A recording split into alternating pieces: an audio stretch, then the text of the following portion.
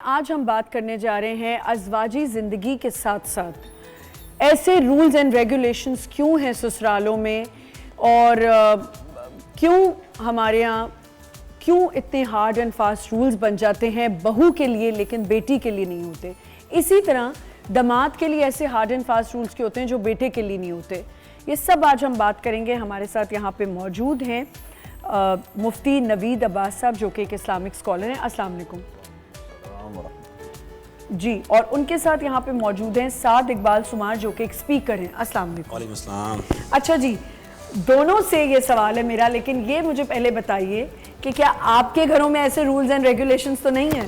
اللہ کا شکر ہے, کافی سموتھلی ہے سب چیزیں. سموتھ ہے سب کچھ ابھی سے سموتھ ہے یا پہلے دن سے اب سموتھ ہوا ہے یا پہلے دن سے سموتھ تھا؟ یہ انڈرسٹینڈنگ آہستہ آہستہ ڈیولپ ہوتی ہے. مطلب اس میں آپ کو تھوڑا ٹائم دینا پڑتا ہے ریلیشن شپ کو. جب کچھ ٹائم گزرتا ہے نا تو چیزیں خود ہی, اور مطلب کچھ ٹائم بعد ایک ریلیشن شپ پراپر ڈیولپ ہوتا ہے. ٹھیک ہے, صحیح.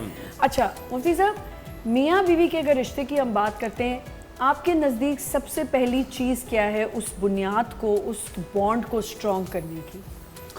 نحمد و نصلی علی رسول الکریم, اما بعد, بسم اللہ الرحمن الرحیم.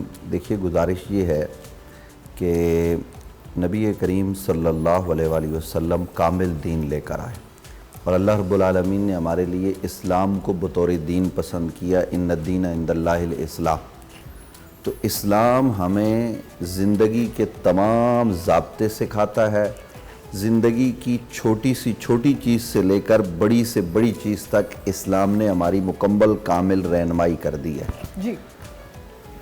تو چونکہ اسلام میں ہر چیز کے حقوق ہیں, جیسے مرد کے حقوق ہیں ویسے عورت کے حقوق ہیں, جیسے شوہر کے حقوق ہیں ویسے بیوی کے حقوق ہیں.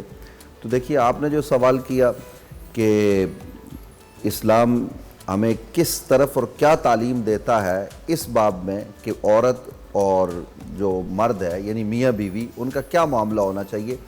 تو دیکھیے ایک ایسی عورت جس کو ہم جانتے ہی نہیں, دو جملے ہوتے ہیں جی, وہ جب نکاح میں کہے جاتے ہیں تو وہ اپنا سب کچھ چھوڑ چھاڑ کے اپنے ماں باپ کو, جہاں وہ پیدا ہوئی, وہ بھائی جن کے ساتھ وہ رہی, ان کو چھوڑ کے وہ شوہر کے پاس آ جاتی ہے, کیونکہ اسلام نے یہ خوبصورت رشتہ حلال کا اس کا قائم کر دیا.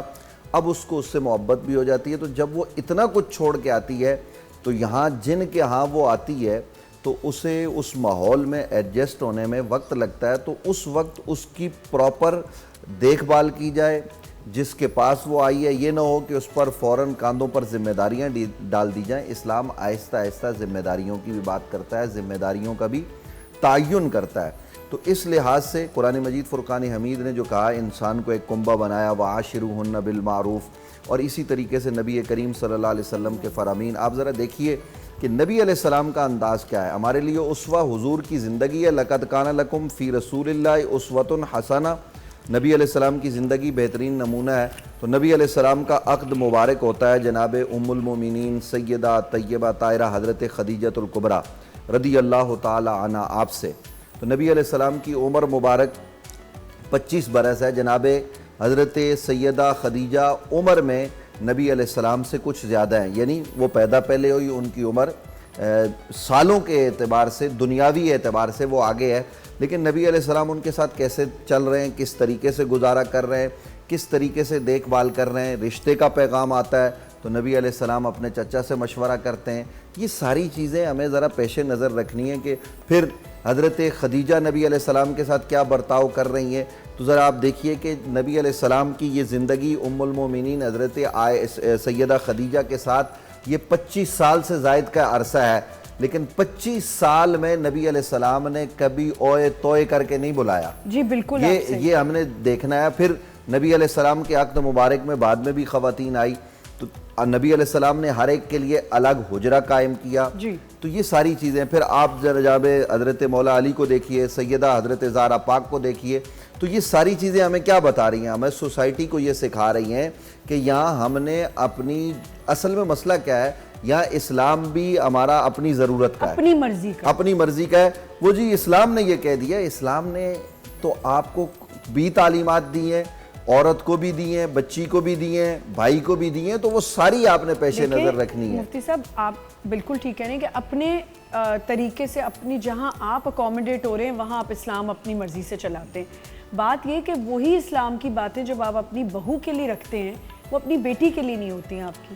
नहीं, वो देखिए बुनियादी तौर पर उसूलन तो आपके घर में वो जो आपकी मैं आते हुए जो गुफ्तगू सुनी है जिसमें आपने एक जानिब इशारा किया कि एक औरत ये चाहती है कि उसके बेटे के घर में जो औरत आई है ना वो सारे के सारे घर के काम करे, काम भी और करे, वो मेरे सब कुछ बेटा करे। अच्छा वो मेरे बेटे को भी अपने कंट्रोल में ना रखे। बिल्कुल। और अपनी बेटी के हवाले से ये हमारे पास लोग आते हैं और मैं आपको रियल बता रहा हूँ जी, वो कोई तावीज दे दे, मेरी बेटी का जो है ना वो उसका शौहर ख्याल नहीं कर रहा, अपने दामाद को बेटी का गुलाम बनाना चाहती हैं और अपने बेटे को आजाद रखना चाहती हैं। हालांकि इस्लाम ये कहता है जो चीज आप अपने लिए पसंद करें वो दूसरे के लिए पसंद करें।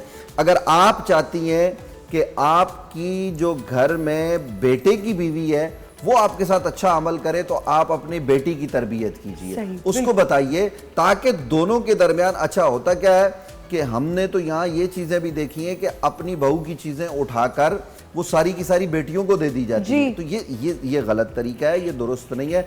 इस्लाम देखिए जो बेटी का मकाम है वो बेटी को दीजिए, जो बेटे का मकाम है वो बेटे को दीजिए, जो बहू का मकाम है वो उसको दीजिए। हाँ, हम ये भी ज़रूर ये हम बैठ के यहाँ ये नहीं कहना चाह रहे कि माँ बाप की खिदमत ये बेटे की जिम्मेदारी है, लेकिन बेटे की जिम्मेदारी के साथ साथ अगर उसकी बीवी उसके माँ बाप की खिदमत करती है तो ये अहसन काम है, अच्छा काम है, लेकिन उसको खादिमा बना के रखना कि जी वो उसका मकसद हयात ही है तो ये दुरुस्त नहीं है। इस्लाम ये कहता है कि वो अपने शौहर, देखिए वो अपने शौहर की खिदमत भी करे तो उसके भी हुकूक जो है ना वो मुतय्यन कर दिए गए कि आप इस तरीके से बढ़िए। तो अगर हम मुआशरे में बराबरी रखेंगे तो मेरे ख्याल में जो हम अपने लिए पसंद करते हैं वो अपने भाई के लिए पसंद करें, वो अपनी बेटी के लिए, वो अपनी बहू के लिए, तो निज़ाम बहुत बेहतर है।